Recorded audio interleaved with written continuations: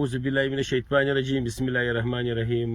موږ د پرلت 129 شپې پرس ولې چې موږ دلته په امن ناست یو.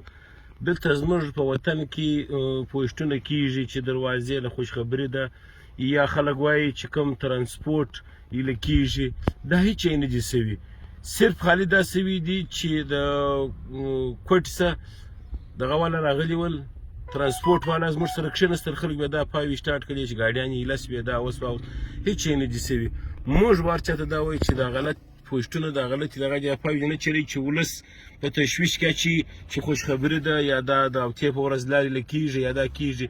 دلته زموږ په څنګ کې درېیم قوت شته چې هغه عربي استعمالوي. دا خلک خالي په جذباتو کې راولي چې دا دی وسوه د هغه وسوه.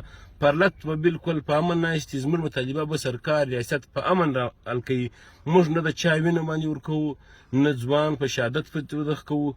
ولې پر ورکوو چې کوم درېیم قوت ناست دی چې پلانونه جوړوي، هغه قوت ته موږ دا وایو چې پر ډاګه پر رښتیا پر میدان راسه کښېنه، د پرلت په منځ کې کښېنه.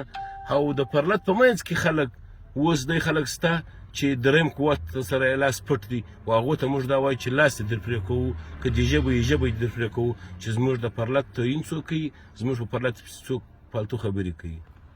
مشره تاله یو میسج هم راغلی د حفیظ الله خان اکا و په هغه هکله که ماله یو میسج نه دی راغلی، ماله دوه میسج راغلی. یو د حفیظ الله خان اکا د پروژ کال زوړ میسج و، یو د مولوي منان صاحب هغه زوړ میسج چې لیدی چې ول دروازه او ته په ورځ یې کېږي. خو زموږ هغه خلک دي چې بس پر میډیا باندې دغه زاړه خبرونه نشر کړي. موږ له راستي زموږ مرګور له راستي چې دا څنګه خبره ده، په خبر هم هغه د انتشار پیلاوېدو والا خلک یې دغه کې دامات چې تاسو ول درېیم قوت هغه دغه خلک شرپسندي جوړوي، حالات خرابېدو له بیاي جذباتو کې مثال په خلکو جذبات راولي. موږ ورچاته دا وایي چې وروره زاړه میسجان څوک نه شیري، زاړه پوسټونه دي خلک نه شیري.